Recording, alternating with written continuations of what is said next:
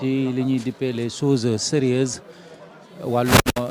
débat yi dafay continuer en tout cas xam naa ne li des si ñu war a jël parole bëreetul et buñ ca noppee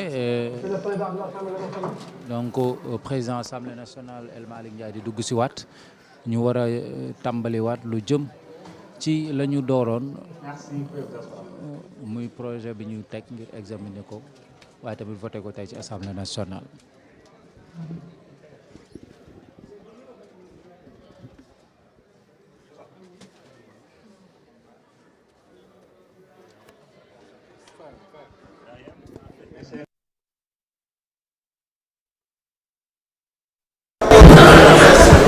malheureusement Cheikh Ndiaye moom kenn dégluwu ko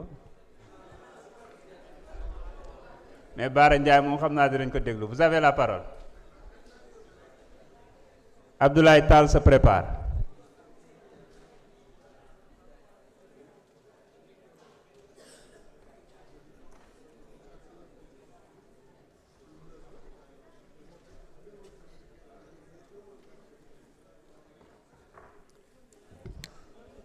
asalaamaaleykum monsieur le président maa ngi lay nuyu di nuyu mbooleem député yi fi teew yépp di nuyu sunu ministre bi toog di Ahmadou Bamba Cissé xam naa ne nag sa ñëw gii nag tey moom am na lum ñu jàngal lu bari parce que wote nañ fii loi bu ne diggante daaw ak ren waaye loi buy tee dem safara tey lañ koy doog a wote Ahmadou Bamba moo ñëw pour teewe ko te normalement nag waroo woon a ñëw waaye mënoo ñàkk a ñëw waaw moo tax nag loolu moom ndax sa turandoo sëñ Tuubaa moo wax ne ij'al rujuu'i ilaa xawmi sahadatana wal takfina yawma jam'il xalqi niiraana sëñ Musaa ko ne ko bu dul woon ak sa dem gii olof def nasaraan te wallahi kon ñëppay dem niiraan def nasaraan nag mooy nekk góor ba noppi di toppandoo tubaab bi bay nekk góor jigéen kon bu ñuy wate loi boobu Cheikh Ahmadou Bamba toog Alaaji Malick toog Abdou mu ndaw tijji ko Mouhamadou Lamine di ko tëj loolu nag wax na lépp waaw man nag li ma jaaxal mooy yàlla dane woon day tënk saytaane yi ci koor gi man xaw ma Abdou mu ndaw fu mu jaar ba rëcc ba ñëw waaw ndax fekk ñu toog ne dañuy wate góor jigéen di ko araamal ci Sénégal nga taxaw naan kenn du ko fi defee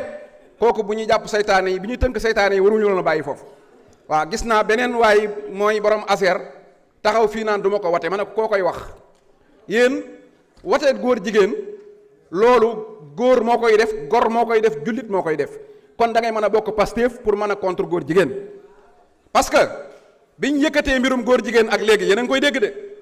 ñi ngi tasaare sida gi ñëpp a ngi koy dégg gisagu leen Bougane Gueye bind ci benn texte gisagu leen mu wax ci Mimi Touré déggu leen ko ci déggu leen ci Abdourahmane Diouf déggu leen ci ñi may bañ a tudd fii déggu leen ci kenn